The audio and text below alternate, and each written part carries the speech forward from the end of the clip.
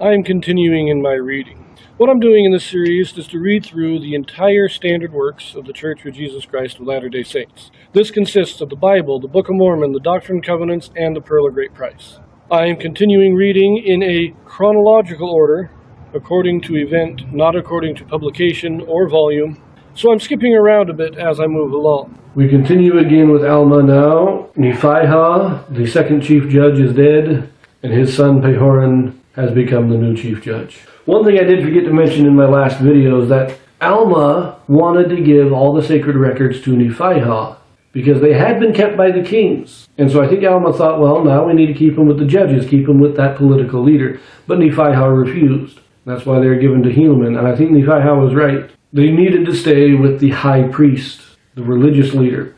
At this point, the religious leader and the political leaders are separate. During the reign of the kings, with Mosiah, Benjamin, and Mosiah, during that time, the kings were also the religious leaders. But with Alma the elder, we kind of split the religion and political leadership.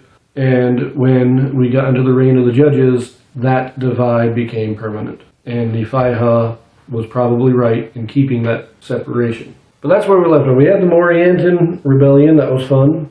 But now we pick it up in chapter 51. Again, a little bit long, so we're going to read the first 21 verses. The kingmen seek to change the law and set up a king.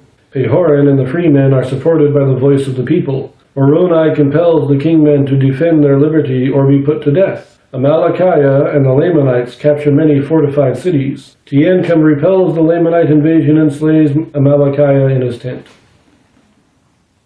And now it came to pass in the commencement of the 25th year of the reign of the judges over the people of Nephi, they having established peace between the people of Lehi and the people of Morianton concerning their lands, and having commenced the 25th year in peace, nevertheless they did not long maintain an entire peace in the land, for there began to be a contention among the people concerning the chief judge Pahoran. For behold, there were a part of the people who desired that a few particular points of the law should be altered. But behold, Pahoran would not alter, nor suffer the law to be altered. Therefore he did not hearken to those who had sent in their voices with the petitions concerning the altering of the law. Therefore those who were desirous that the law should be altered were angry with him, and desired that he should no longer be chief judge over the land. Therefore there arose a warm dispute concerning the matter, but not unto bloodshed. And it came to pass that those who were desirous that Pahoran should be dethroned from the judgment seat were called kingmen, for they were desirous that the law should be altered in a manner to overthrow the free government and to establish a king over the land. And those who were desirous that Pahoran should remain chief judge over the land took upon them the name of freemen.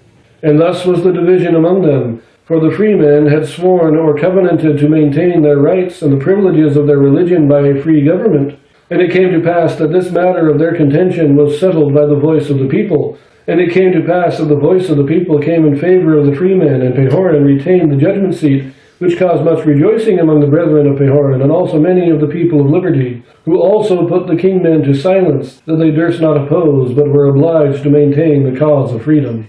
Now those who were in favor of kings were those of high birth, and they sought to be kings, and they were supported by those who sought power and authority over the people.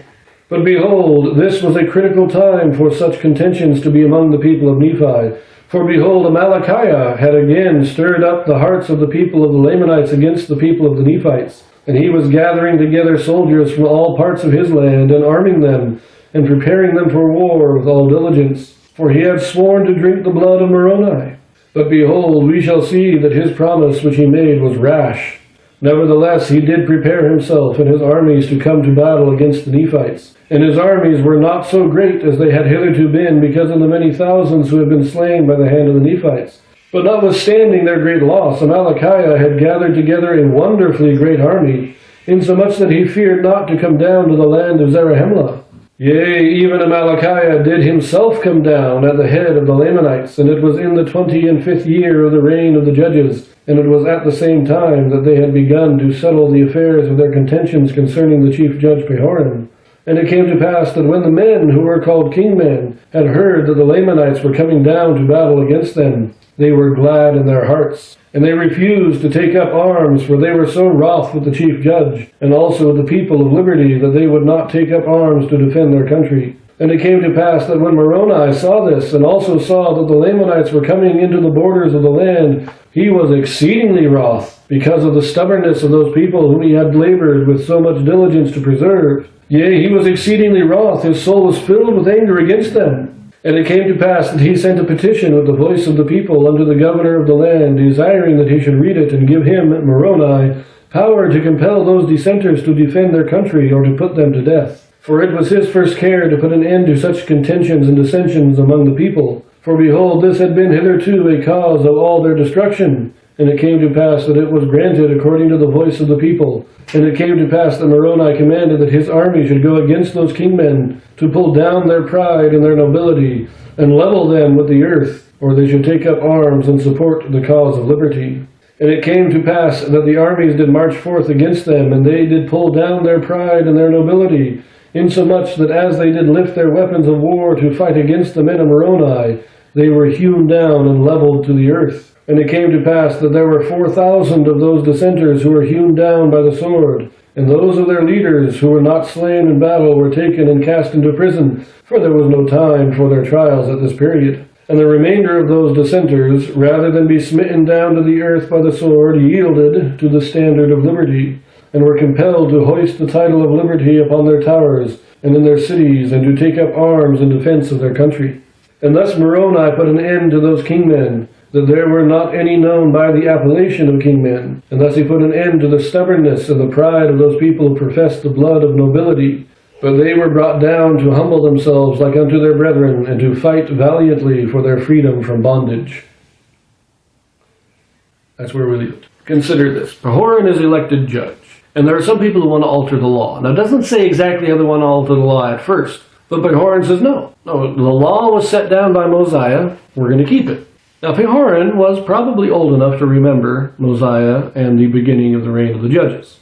He was probably young at the time, but he probably remembers it. And so he says no. The kingmen then put up a petition to have him removed from his position and install a king. But the people's voice comes against this, and they put the kingmen out, and they silence them, saying, no, we're not doing that. Notice here that it is those of high birth. Now, this is the 25th year of the reign of the judges. A lot of these people were probably of noble birth under the king. But when the reign of the judges came, nobility was done away with, and everybody was put on a level or equal playing field when it came to the law. These people were probably young, like Pahoran, might have been even a little younger, but they remember being of a higher birth, and they want that special treatment. That's what they're after. They're after the power. But they're put down. Now, these, in my opinion, are also many of the same people who had been following Amalickiah when he first started his conspiracies about 5 years earlier, in the 19th year of the judges. He started his conspiracies. And that's when they chased his men. They all tried to flee down to the Lamanites, and they were stopped. Now, Amalickiah made it, but the rest of them all came back, and most of them took a covenant of peace and a covenant to support the cause of liberty. It's probably those same people. This is only 5 years later. Those people are still there.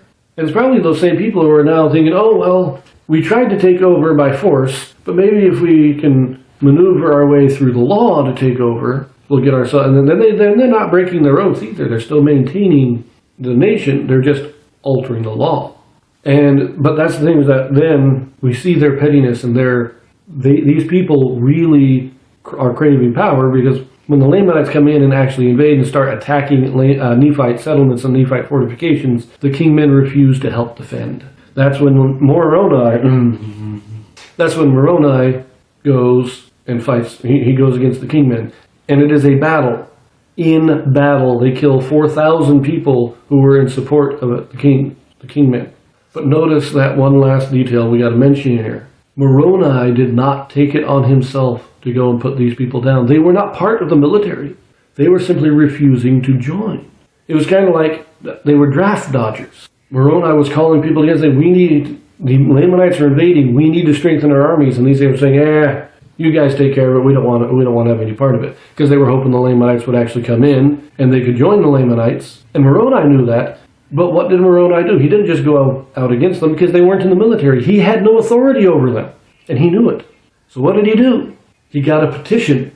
And he got all the freemen to sign the petition. And then he took it to the government. And Pahoran, as chief judge, had the authority to try the men. And when he read the petition and he saw how many people had signed this petition, he said, okay, the voice of the people has spoken. They have voted for it. I can now give this authority to Moroni because it is the voice of the people that are supporting it. Again, even Pahoran isn't just saying, yeah, go ahead and do it. No, according to their law, this kind of thing had to be settled by the voice of the people. And Moroni got the petition to prove that it was the voice of the people. And so Pahoran said, okay. And Moroni was given this authority, not by the governor, not by the chief judge, but by the voice of the people. His power was expanded in this case because they were at war, and people said, we're at war. Moroni's our chief commander. He needs this authority while we are at war. But notice that it is all done according to the law. Moroni does not usurp power. He does not claim authority that he does not have. Neither does Pahoran. They are both good, righteous men, and all they want is to defend their nation and uphold the laws of their nation. And so everything they do is according to the law. This is getting long, so I'm going to leave that here, and we'll read the rest of this chapter in the next video. I'll see you there.